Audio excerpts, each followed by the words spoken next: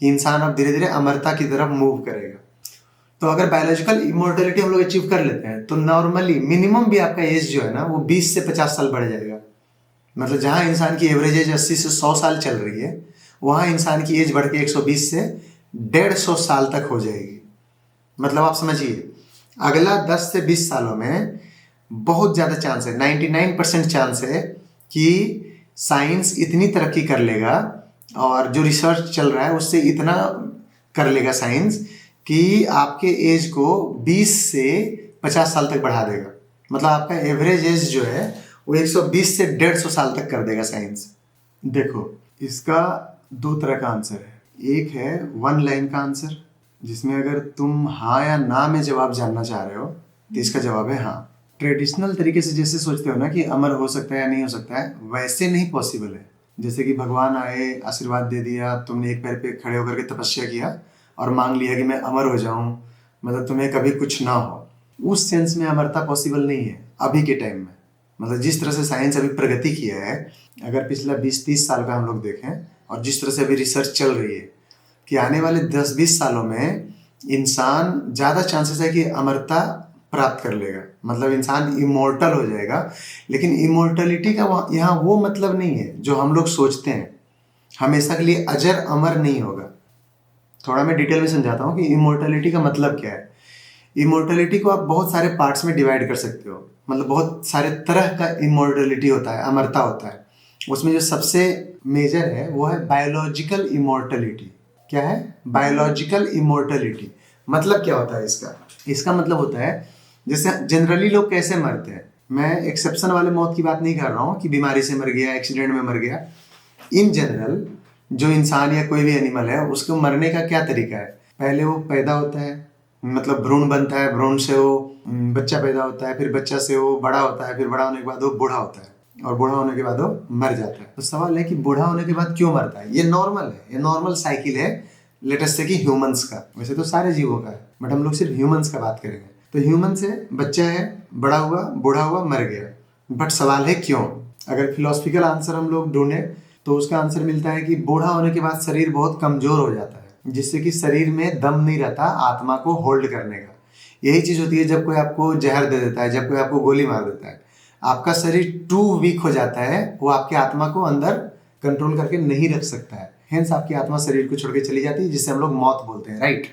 तो यहीं पे इमोर्टलिटी छुपा हुआ है। जो बायोलॉजिकल इमोर्टलिटी है ना, उसका आंसर इसी में है। अगर आप शरीर को बूढ़ा नहीं होने दो, अगर आप शरीर को आजीवन जवान रख लो, सिंपल सा एक्सप्लेनेशन है, तो ऑब्वियस सी बात है कि कभी डेथ नहीं होगा, शरीर कमजोर नहीं होगा, आपके शरीर से आत्मा निकलेगी नहीं।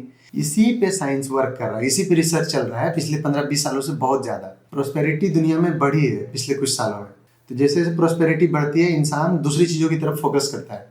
इंसान फोकस करता है कि ज्यादा दिन कैसे जिंदा रहना है, तो इस पे बहुत ज्यादा रिसर्च है। टेक्नोलॉजिकल एडवांसमेंट्स भी अभी दुनिया में बहुत हुई है पिछला 20-25 सालों में। और एआई वगैरह में जो भी रिसर्च हुआ है उससे इस चीज को काफी बल मिला है कि इंसान अब धीरे धीरे अमरता की तरफ मूव करेगा। तो सबसे पहला जो अमरता में स्टेप है वो है बायोलॉजिकल अमरता, बायोलॉजिकल इमोर्टलिटी। मतलब इंसान पहला स्टेप चाहेगा कि वो नेचुरल मौत ना मरे, मतलब बूढ़ा होके ना मरे, उसकी शरीर खराब ना हो जाए, उसके झुर्रियां ना पड़ जाए, मतलब वो बूढ़ा होकर के लचर पचर टाइप का ना हो जाए, वो नॉर्मल यंग रहे सब दिन। यंग रहने का मतलब है कि उसका एज बढ़ जाएगा। जहाँ पहले लोग 100 साल 80 साल जीते थे, वहाँ पे अगर बायोलॉजिकल इमोर्टलिटी हम लोग अचीव कर लेते हैं, जो कि हम लोग कर ही लेंगे अगले, जस्ट ये कुछ सालों की बात है, 10 साल 20 साल की बात है। तो अगर बायोलॉजिकल इमोर्टलिटी हम लोग अचीव कर लेते हैं तो नॉर्मली मिनिमम भी आपका एज जो है ना वो 20 से 50 साल बढ़ जाएगा। मतलब जहाँ इंसान की एवरेज एज 80 से 100 साल चल रही है, वहाँ इंसान की एज बढ़ के 120 से 150 साल तक हो जाएगी। मतलब आप समझिए, अगला 10 से 20 सालों में बहुत ज़्यादा चांस है, 99% चांस है कि साइंस इतनी तरक्की कर लेगा और जो रिसर्च चल रहा है उससे इतना कर लेगा साइंस कि आपके एज को 20 से 50 साल तक बढ़ा देगा। मतलब आपका एवरेज एज जो है वो 120 से 150 साल तक कर देगा साइंस। तो आप बोलोगे ये तो वो वाली इमोर्टलिटी नहीं है जो हम लोग बात करना चाहते हैं। ये वही है, क्योंकि अगर 20 सालों में आपकी उम्र 20 से 50 साल बढ़ा दी जाती है, मतलब 100 से 150 साल कर दी जाती है, तो सोचो उसका अगला जो 20 साल होगा उसमें और रिसर्च इस पे किया जाएगा। ये तो पहला स्टेप है ना। हो सकता है अगले 20 सालों में, मतलब 20 साल के बाद जो 20 साल आ रहा है उसमें आपकी एज को बढ़ा करके 1000 साल कर दिया जाए। एंड हु नोज उसके अगले 20 या 50 या 100 सालों में एज को बढ़ा करके, मतलब डी एजिंग इतना ज़्यादा नॉर्मल हो जाएगा कि आपका एज बढ़ करके लाखों साल तक हो सकता है। हो सकता है आपका एज बढ़ करके करोड़ों साल भी कर दिया जाने वाले 200-400 सालों में। ये होगी आपकी अमरता। अगेन वो 100% अमरता नहीं है, क्योंकि करोड़ साल बाद भी आप मर भी सकते हो। लेकिन चलो वो डिस्टेंट केस हो गया ना, 100 साल कहाँ और कहाँ लाख साल, कहाँ 1000 साल। वो 1000 साल तक जिंदा रहना हमारे लिए अमर होने की तरह ही है, बिकॉज हु नोज 1000 साल में कितनी प्रगति हम कर लेंगे। तो आपका जो सवाल है कि क्या इंसान अमर हो सकता है, तो उसका जवाब है कि हाँ, बट वैसे नहीं कि मंत्र फूक दिए और वो अमर हो गया, उस टाइप से नहीं। स्टेप बाय स्टेप होगा। मतलब आपकी एज बढ़ेगी, जैसे जैसे एज बढ़ेगी एज और ज़्यादा बढ़ाया जाएगा।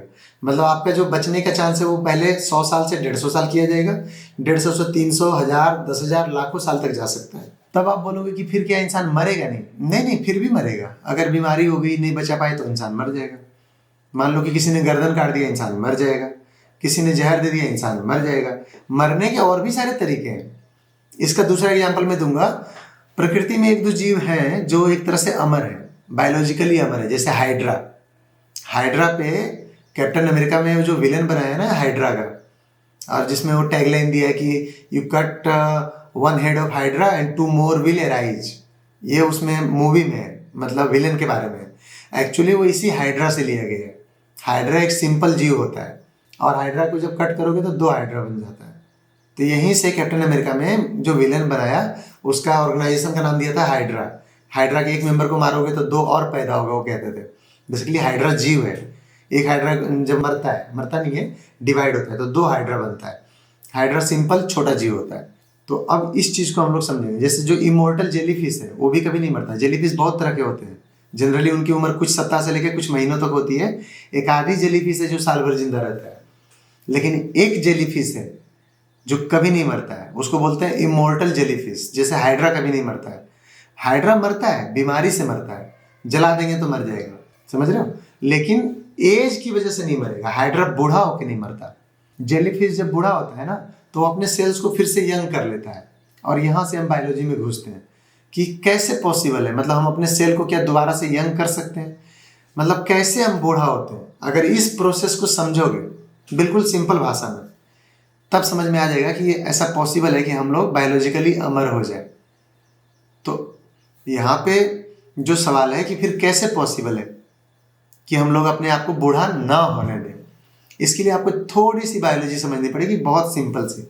देखो, हमारे जो सेल्स है ना, हमारे सेल्स तो बहुत तरह के होते हैं, बट मैं उनको 2 पार्ट में डिवाइड करूंगा। पहला होता है स्टेम सेल्स। स्टेम सेल्स उसको बोलते हैं जिससे दूसरे सेल्स बनते हैं। स्टेम सेल्स मतलब वो कोशिकाएं हैं जिनसे दूसरी कोशिकाएं बनती है। तो जिनसे बनती है बिल्डिंग सेल्स जो उनको बोलते हैं स्टेम सेल्स। स्टेम सेल्स को आप रॉ मटेरियल बोल सकते हो। जैसे आटा है ना, पिसा हुआ गेहूं जो आटा है, उसको आप बोल सकते हो स्टेम सेल से। और स्टेम सेल्स से दूसरे सेल्स बनते हैं, जैसे स्किन सेल बन गया, ब्लड वाले सेल बन गए। इस तरह से अलग अलग सेल्स बनाते रहता है स्टेम सेल। तो जो अलग अलग सेल बनता है वो फाइनल सेल हो गए, उनसे कुछ और नहीं बन सकता। वो जो बन गए वो बन गए। जैसे आटा से पूरी बना दिया, अब पूरी से कुछ और नहीं बनेगा, वो पूरी फाइनल है। आटा से आपने रोटी बना दिया, रोटी से कुछ और नहीं बनेगा, वो रोटी फाइनल है। उसी तरह से है stem cells. Stem cells raw material है, आटा है। स्टेम सेल से आप कुछ भी, कोई भी सेल बना सकते हो, लेकिन जो फाइनल सेल बनाओगे ना, उससे कुछ और नहीं बनेगा। तो स्टेम सेल्स रॉ मटेरियल है, बिल्डिंग मशीन है, समझे। अब आइए कि स्टेम सेल्स कैसे काम करता है। तो स्टेम सेल्स ही है जो डिवाइड होते रहता है, मतलब टूट टूट के नए नए सेल्स बनाते रहता है। बच्चों में स्टेम सेल्स तेजी से डिवाइड होता है तो बच्चे तेजी से ग्रो करते हैं। जैसे जैसे आप बड़े होते जाते हो, स्टेम सेल्स की डिवाइड होने की गति कम होती जाती है। यहीं पे आपके बूढ़े होने का दौर शुरू हो जाता है। तो सवाल उठता है कि अगर हम स्टेम सेल्स के डिवाइड होने की गति को मेंटेन रखें, मतलब नए सेल्स हमेशा बनाते रहें, तब तो कभी इंसान बूढ़ा नहीं होगा। इतना सिंपल आंसर था इसका। लेकिन अब सवाल उठता है कि हमेशा कैसे डिवाइड होने दे सकते हैं और अभी क्यों नहीं होता है। तो उसका आंसर है कि जो आपका डीएनए होता है वो ऐसे आप समझ लो, मतलब डीएनए को आप जैसे इन्फिनिटी होता है ना 8, उस टाइप से डीएनए के शेप को दिखाया जाता है। मतलब इस तरह से डीएनए रहेगा, ऐसे रहेगा, ऐसे रहेगा। तो डीएनए के 4 छोरे आप मान सकते हो, ऊपर 2 नीचे 2, ठीक है, जो क्रोमोसोम्स होते हैं उन पे एक प्रोटेक्टिव कैप लगा होता है। आप ऐसे समझ लो कि उस पे एक क्रीम टाइप का आइटम लगा हुआ है जिसको टेलोमिर्स बोलते हैं। डीएनए जो होता है, क्रोमोसोम जो होता है, उसके चारों एंड पे एक तरह से आप कह सकते हो कि प्रोटेक्टिव कैप लगा होता है जिसको टेलोमिर्स बोलते हैं। टेलोमिर्स जो है ना, वो जितना नया बार सेल बनेगा, स्टेम सेल से जितना नया सेल बनेगा उतना बार टेलोमिर्स डिवाइड होता जाता है, छोटा होता जाता है। और आपका सेल तब तक ही डिवाइड हो सकता है, मतलब स्टेम सेल नया सेल तब तक ही बना सकता है जब तक टेलोमेर्स में डिवाइड होने की कैपेबिलिटी होगी, मतलब टेलोमेर्स बचा होगा। आप सोचो, नाखून से भी छोटा एकदम पतला सा टेलोमेर्स है और वो बार बार डिवाइड हो रहा है जब जब आपका स्टेम सेल नया सेल बना रहा है। तो इस तरह से एक सीमा तक जाते जाते 40 बार 50 बार, ये लिमिट 50 से 60 बार है। 50 से 60 बार जब एक स्टेम सेल डिवाइड हो जाता है ना, तो वो जो टेलोमेर्स है वो एक तरह से खत्म हो जाता है, नेग्लिजिबल हो जाता है, वो इतना छोटा हो जाता है कि और डिवाइड नहीं हो सकता। इसका मतलब है कि आपका जो स्टेम सेल है ना, वो और आगे डिवाइड नहीं हो सकता, मतलब आपका स्टेम सेल नए सेल नहीं बना सकता है। तो उस स्टेम सेल को जो अब नए सेल नहीं बना सकता उसको हम लोग ज़ॉम्बी सेल बोलते हैं, मतलब एक तरह से डेड हो चुका है। यानी कि अब अगर आपका हाथ वाथ कट कुट जाता है हल्का फुल्का, तो वो जल्दी से भरेगा नहीं, क्योंकि नया सेल तो बन नहीं रहा ना, नई कोशिकाएं नहीं आ रही हैं, क्योंकि आपका स्टेम सेल बूढ़ा हो चुका है, जॉम्बी हो चुका है। इसी को बोलते हैं बूढ़ा होना।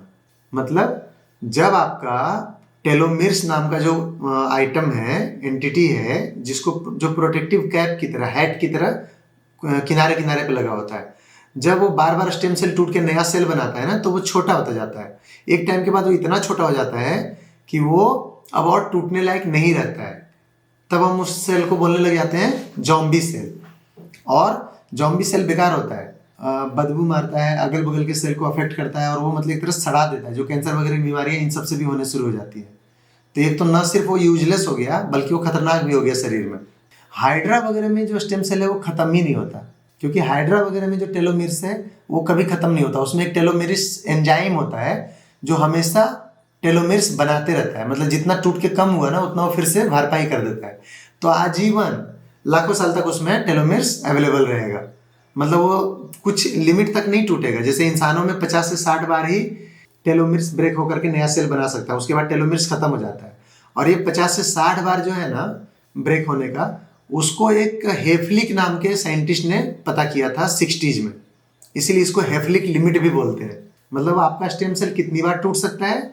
50 से 60 बार नया सेल बनाने के लिए, उसके बाद वो बूढ़ा होकर के खत्म हो जाता है। यहीं पे आपका अमरता छुपा हुआ है। अगर आप इसको हाइड्रा की तरह अनलिमिटेड टाइम के लिए डिवाइड करने लग जाए, मतलब आप अगर टेलोमेर्स को अनलिमिटेड समय के लिए अवेलेबल करा पाए, तो आपका शरीर अनलिमिटेड समय के लिए सेल सप्लाई करते रहेगा, और इस तरह से आप कभी बूढ़े नहीं होंगे, और बायोलॉजिकली आप वैसे नहीं मरेंगे नेचुरली बूढ़ा होकर के। तो यही है बायोलॉजिकल इमोर्टलिटी, मतलब बायोलॉजिकल अमरता जो है वो इसी को बोलते हैं कि बूढ़ा होकर आप नहीं मरोगे। मैंने जैसा कि मेंशन किया है, स्टिल आप मरोगे, गोली से मर सकते हो, जहर से मर सकते हो, 50 तरीके हैं मरने के, सैकड़ों तरीके हैं, लेकिन आप बूढ़ा होकर नहीं मरोगे, आप बूढ़ा ही नहीं होगे। जैसे ऐसे समझो, लड़कियां मेकअप कराने क्यों जाती हैं? क्योंकि वो यंग दिखना चाहती है। जो फाउंडेशन लगाते हो चेहरे पे, जो चेहरे को, गाल को टाइट करके दिखाना होता है, स्किन को झूल जाता है या कहीं पे झुर्रियाँ वगैरह आ जाती हैं, काले होने धब्बे लगने लग जाते हैं, उसको टाइट दिखाने के लिए कि नहीं नहीं मेरा स्किन पूरा टाइट है, इसके लिए लड़कियां मेकअप कराने जाती है, राइट। लोग प्रोटीन क्यों लेते हैं जिम जा करके? स्किन टाइट करने के लिए, मतलब बॉडी पूरा टाइट रहेगा, पूरा भराया रहेगा। वो एक्चुअली यंग होने की निशानी भी होती है। जो सुनते होगे कि हर कोई चाहता है यंग बने रहना, एक्चुअली वो वही है। क्योंकि यंग बना, अगर आप नेचुरली यंग बने रहना चाहते हो तो उसके लिए आपको नेचुरली उतनी कोशिकाएं, उतने सेल्स हमेशा जनरेट करने पड़ेंगे, जो आपके बस में नहीं है, वो नेचर के हाथ में। अब इस पे एक सवाल उठता है कि अगर हमेशा के लिए स्टेम सेल्स बनते रहे, नए कोशिकाएं जनरेट करते रहे, तब क्या होगा? हम हमेशा यंग रहेंगे? नहीं। अगर मान लो प्रोटेक्टिव कैप टेलोमेर्स हमेशा अवेलेबल रहेगा और कोशिकाएं आपकी अनकंट्रोल्ड वे में बढ़ेंगी, तो आप हमेशा यंग नहीं रहोगे, आपको कैंसर वगैरह की बीमारियां तुरंत हो जाएगी। कैंसर बीमारी का लॉजिक ही यही है। अगर अनकंट्रोल्ड वे में आपके सेल्स बढ़ते हैं तो आपको उसी को कैंसर बोलते हैं, समझ रहे हो। इसीलिए नेचर ने इंसानों को कैंसर जैसी बीमारियों से बचाने के लिए कंट्रोल्ड वे में ग्रोथ दिया है और टेलोमेर्स को खत्म करते हुए प्रोसेस में डाल दिया है, ताकि 50-60 बार जब स्टेम सेल डिवाइड होगा तो टेलोमेर्स अपने आप खत्म हो जाएगा, नेग्लिजिबल हो जाएगा, ताकि आपका ग्रोथ अनकंट्रोल्ड नहीं रहेगा। तो इसी में इमोर्टलिटी छुपा हुआ है। अगर आप कंट्रोल्ड ग्रोथ कर सको अनलिमिटेड समय के लिए और टेलोमेर्स के अमाउंट को मेंटेन कर सको सेल्स में, क्रोमोसोम्स में, डीएनए में, तो आप अनलिमिटेड समय के लिए यंग रह सकते हो। मतलब आपका एज बढ़ जाएगा। यंग रहने का मतलब कि आप बूढ़ा ही नहीं होगे, बूढ़ा नहीं होगे मतलब आप जवान रहोगे, मतलब आप जिंदा रहोगे। ऐसा ये सब रिसर्च तो ऑलरेडी चल रहा है। 10-20 सालों में इसका आउटपुट भी आने लग जाएगा। मतलब आपकी उम्र 10-20 सालों में 20 से 50 साल तो वैसे भी बढ़नी है। इसीलिए मैं बार बार बोलता रहता हूँ कि अगर 10-20 साल में और जिंदा रह गया तो मैं तो नहीं मरने वाला हूँ। फिर उसके बाद में कभी भी नहीं मरूंगा, क्योंकि एज तो बढ़ा करके मैं 120-150 साल वैसे ही कर लूंगा। और फिर अगला 20-30 सालों में जो रिसर्च आएगा उससे फिर एज और बढ़ेगा, तब फिर एज अपना बढ़ा करके मैं 1000-2000 साल कर लूंगा। और फिर उसके बाद जो रिसर्च आएगा उसके बाद तो मैं लाखों करोड़ों साल तक जिंदा रहने वाला हूँ। हो सकता है कि हम लोग धरती के एज से भी ज़्यादा समय के लिए अवेलेबल हो जाए, ब्रह्मांड के एज के बराबर अपना एज कर ले, ये पॉसिबल है। बट ये सब डिपेंड करता है, अगर हम लोग 10-20 साल और बच गए तो।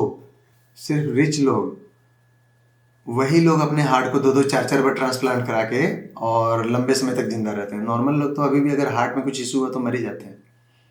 उसी तरह से जैसे केमोथेरापी वगैरह बहुत कॉस्टली बना रखा है। शुरू में सिम कार्ड बहुत महंगे थे। शुरू में जो फ़ोन है वो लग्जरी का आइटम था।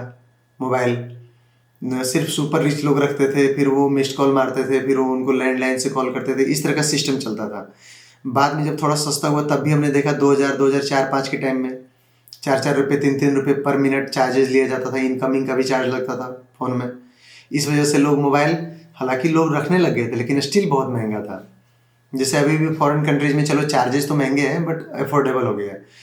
धीरे धीरे फिर किसी ने रिवोल्यूशनाइज किया, रिलायंस ने या किसी ने मोबाइल को बहुत सस्ता कर दिया, कॉल रेट को सस्ता कर दिया, इनकमिंग फ्री कर दिया। मैं भी 100-200 सालों में या और कम समय में भी फिर धीरे धीरे नॉर्मल लोगों के लिए भी अवेलेबल हो जाएगा, जिससे कि आप कह सकते हो कि बायोलॉजिकल इमोर्टेलिटी पुअर लोग, मिडिल क्लास वाले लोग भी अफोर्ड कर पाएंगे बाद में। बट इनिशियली तो अफोर्ड नहीं कर पाएंगे, क्योंकि ये टू कॉस्टली होंगे इसके मेडिसिन। देखो, बायोलॉजिकल इमोर्टेलिटी के अलावा मतलब डिफरेंट तरह की इमोर्टेलिटीज है। जैसे टाइम ट्रेवल में बोलते हैं ना, कई बार बोलते हैं हम टाइम ट्रेवल में जाएंगे। मतलब हम लोग सोचते हैं जैसे फिल्मों में दिखाता है, मशीन पे चढ़ेंगे, ट्रैवल करेंगे टाइम में। फिर कुछ साइंटिस्ट बोलते हैं कि ऐसे नहीं पॉसिबल है, ये वैसे है कि कोई घटनाएं घट चुकी है, उसका लाइट आ रहा है उस जमाने का 1000 साल पहले का, उसको हम लोग कहीं पे मिरर लगा के देख सकते हैं। मतलब अलग अलग तरह। कई लोग बोलते हैं कि हम टाइम ट्रेवल करेंगे लेकिन वैसे नहीं जैसे हम लोग अभी इमेजिन करते हैं, जस्ट हम टीवी में देख सकते हैं, टीवी टाइप का बना के कि उस समय क्या घटना घटी थी। तो इससे तो हम सिर्फ पास्ट का देख पाएंगे, फ्यूचर में नहीं जा पाएंगे, जो कि बहुत तरह के थ्योरीज दिए जाते हैं। वैसे यहाँ पे भी है, इमोर्टलिटी में हम लोग जो चाहते हैं वो मेन यही वाला है, बायोलॉजिकल इमोर्टलिटी है। लेकिन फिर इसके अलग अलग तरह के इमोर्टलिटी बताए जाते हैं और दिए जा रहे हैं थ्योरीज। एक है कि क्रायोजेनिक्स वाला जो है, जिसमें क्या करता है कि आपके बॉडी को जब आप मरते हो ना तो कुछ समय के लिए आपका बॉडी एज इट इज रहता है, अचानक से बॉडी डेड नहीं होता है। डेड होने का मतलब है कि खून जो है उसका थक्का जम जाना पूरे शरीर में, सूख जाना, पीला हो जाना, उसमें टाइम लगता है। अभी कोई मरा तो 5-10 मिनट तक उसका बॉडी नॉर्मल रहता है। देखते हो कि चिकन उकन को जब लोग काटता है तो चिकन का शरीर तुरंत नहीं शांत होता है, 5 मिनट 2 मिनट तक हरकत करते रहता है, फिर धीरे धीरे शरीर शिथिल होता है जब ब्लड सारा खत्म हो जाता है। इंसान के साथ भी वैसे ही है। अगर नॉर्मल मौत मरा है कोई तो उसका शरीर तुरंत खत्म नहीं होता, मे भी कुछ मिनट या 1 आध घंटे तक शरीर नॉर्मल रहता है, मतलब धीरे धीरे डिके होता है। तो बहुत सारे रिच लोग क्या कर रहे हैं ना कि अपने शरीर को मरने के तुरंत बाद पहले से डील कर ले रहे हैं, बहुत पैसे लगते हैं, कॉस्टली है। अगेन शरीर को क्रायोजेनिक फ्रिज में डाल दे रहे हैं, चैम्बर में। मतलब वो क्या होता है कि बहुत नीचे टेम्परेचर पे नाइट्रोजन, लिक्विड नाइट्रोजन में डालते हैं चैम्बर बना करके, और आपके शरीर को लगभग -196 डिग्री सेंटीग्रेड पे, -196, सोचो 0 डिग्री सेंटीग्रेड पे बर्फ जम जाता है, उससे बहुत ज़्यादा नीचे।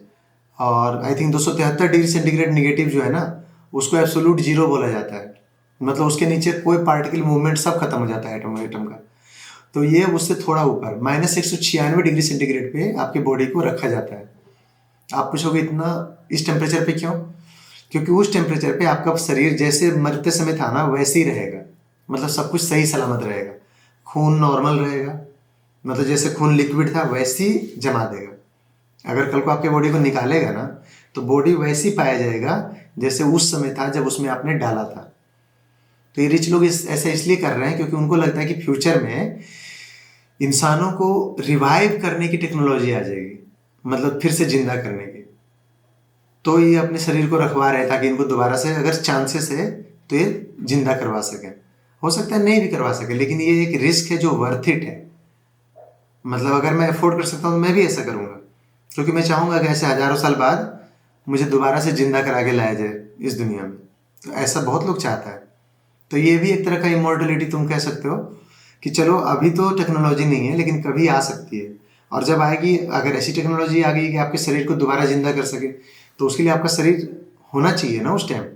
अगर आपकी मौत आज के टाइम में होती है अगला 150 साल में, तो शरीर तो अवेलेबल नहीं होगी। इसलिए वो लोग शरीर को डीप रेफ्रिजरेटर, लिक्विड नाइट्रोजन के क्रायोजेनिक चैम्बर में डाल के रखवा रहे हैं ताकि उस समय तक उनका शरीर बचा रहे। और इसके बहुत करोड़ों में पैसे, करोड़ों रुपए लेते हैं हॉस्पिटल्स या जो भी संस्थाएं ये सब चला रही है आपके शरीर को, डेड बॉडी को रखने का। तो ये भी एक तरह का इमोर्टलिटी है। दूसरा आप कह सकते हो कि जो नैनोटेक वगैरह आजकल आ गया, एडवांसमेंट जो बायोटेक के फील्ड में आया है, मेडिकल के फील्ड में आया है, उसकी वजह से भी इमोर्टलिटी आने के चांस है, जिसको हम लोग दूसरे शब्दों में साइबोर्ग वगैरह, एआई वगैरह बोल रहे हैं। जैसे आयरन मैन की फिल्मों में दिखाता है, आयरन मैन को चोट लग जाता है तो वो अपना मशीन यूज़ करके और अपने शरीर को दोबारा से ठीक कर लेता है, एआई रोबोट्स को यूज़ करके, आपका जो नैनोबोट्स होता है उनको यूज़ करके। तो वो भी एक तरह का इमोर्टलिटी है कि मतलब आपको चोट लग गया, आपने उसको तुरंत भर दिया, हार्ट में गोली लग गई, आपने हार्ट के पंक्चर को दोबारा फिक्स कर दिया, जैसे टायर के पंक्चर को करते हैं। तो वो भी एक तरह का इमोर्टलिटी है। इसके आने के चांसेस भी बहुत ज़्यादा हैं, बहुत ही कम समय में। इसके अलावा और भी एक दो तरह की इमोर्टलिटी। एक होता है ब्रेन का मैपिंग। जैसे ब्रेन जो है ना उसमें न्यूरॉन्स होते हैं, करोड़ों अरबों न्यूरॉन्स होते हैं एक ब्रेन में, और हर न्यूरॉन जो एक दूसरे से कनेक्टेड होता है। ऐसे समझो कि ये दो गोलियां, दो न्यूरॉन है और दोनों गोलियां कनेक्टेड है। जो कनेक्शन है ना एक दूसरे को कनेक्ट किया हुआ है, फिर एक न्यूरॉन दूसरे से, दूसरा तीसरे से, ऐसे मल्टीपल कनेक्शन होता है एक एक न्यूरॉन का। और करोड़ों न्यूरॉन है, अरबों न्यूरॉन है, और कनेक्शन जो है वो उससे भी ज़्यादा है, खरबों कनेक्शन से। ये ब्रेन में है, मतलब ब्रेन ऐसे खाली नहीं रखा हुआ है। ब्रेन में मल्टीपल न्यूरॉन्स हैं, करोड़ों अरबों न्यूरॉन्स हैं और खरबों कनेक्शन है। और वहीं से सारा कुछ डिसाइड होता है, पेन कहाँ होना है, पेन कहाँ हो रहा है, सारी चीज़ें वहाँ से मैनेज होती है। तो साइंटिस्ट लोग इस पे अब रिसर्च कर रहे हैं कि अगर हम ब्रेन की मैपिंग कर ले, जैसे हम मैप बनाते हैं ना किसी एरिया का, वो पूरे ब्रेन का आपका मैपिंग करके आपका पूरे ब्रेन को कंप्यूटर में लगा के देखा जा सकता है। ऐसी टेक्नोलॉजी भी आ सकती है रिसेंट फ्यूचर में, नियर फ्यूचर में, जिससे आपके पूरे ब्रेन को मैप करके कंप्यूटर पे अपलोड करके मैं देख सकता हूँ, आपकी सारी मेमोरीज देख सकता हूँ कि आपने अभी तक क्या किया, क्या नहीं किया, आपकी यादें, समझ रहे हो, हैप्पी मोमेंट्स, बैड मोमेंट्स। तो ये भी एक तरह का अमरता है। हालांकि आप रियल में अमर नहीं हो रहे हो क्योंकि आपका शरीर तो इसमें मर जाएगा, बट हाँ आपकी जो मेमोरीज है, आपका जो ब्रेन है ना, वो निकाल के, एक्चुअल ब्रेन नहीं, ब्रेन की सारी चीज़ें निकाल के, मेमोरीज वगैरह, उसको हमेशा के लिए मैं सिस्टम में डाल लूँगा, जैसे पेन ड्राइव में डालते हैं। और मैं कभी भी देख सकता हूँ कि वो तो ऐसा था, ये था इस पर्सन के साथ, समझ रहे हो। ये भी एक तरह का इमोर्टलिटी है। बट एक्चुअल इमोर्टलिटी जिसकी हम लोग बात करते हैं वो है biological immortality. But biological immortality जो है वो एब्सोल्यूट इमोर्टलिटी नहीं है। मतलब ऐसा वो भगवान वाला इमोर्टलिटी जो चाह रहे हो ना कि तथास्तु कर दिया और हमेशा के लिए अमर हो गए, न दिन में मरेंगे न रात में मरेंगे, वो वाली चीज़ नहीं है। मरोगे फिर भी नेचुरल नहीं मरोगे, शरीर खराब होने से नहीं मरोगे। ये चीज़ आपको बायोलॉजिकल इमोर्टलिटी देगा, जो मैंने सेल वाला पार्ट समझाया। और यही चीज़ आपको नैनो टेक जो है, जो साइबोर्ग वाला कॉन्सेप्ट है, वो भी देगा, जिसमें नैनोटेक आपके किसी भी क्षतिग्रस्त अंगों को दोबारा से नॉर्मल कर देंगे। तो जो आपका सवाल था कि क्या आदमी अमर हो सकता है, तो इसका जवाब है बिल्कुल हाँ, अमर हो सकता है। और अगले 15-20 सालों में हम ऐसा होते हुए देखेंगे। हो सकता है 10 सालों में भी हो जाए, और बाकियों का पता नहीं। मैं तो अमर होकर रहूँगा, क्योंकि बेशक मुझे इसमें जितने भी खर्चे पड़ जाएं, बट अगर एज 20 साल या 50 साल बढ़ाने की बात आती है तो मैं उससे पीछे नहीं हटूंगा। क्योंकि मैं इतना समझ रहा हूँ कि अगर हम 20 सालों में अपनी उम्र 50 साल बढ़ा ले रहे हैं, तो उसके अगला जो 20 साल का रिसर्च होगा उसमें आपकी एज हो सकता है हजारों साल तक बढ़ा दी जाए। अगर मुझे 1000 साल एक्स्ट्रा मिल जाएगा तो मैं तो खुद 100 साल उसमें डेडिकेट कर दूंगा इसी रिसर्च पे, ताकि जो एज है वो 1000 की जगह लाखों साल या करोड़ों साल हो जाए इंसानों की।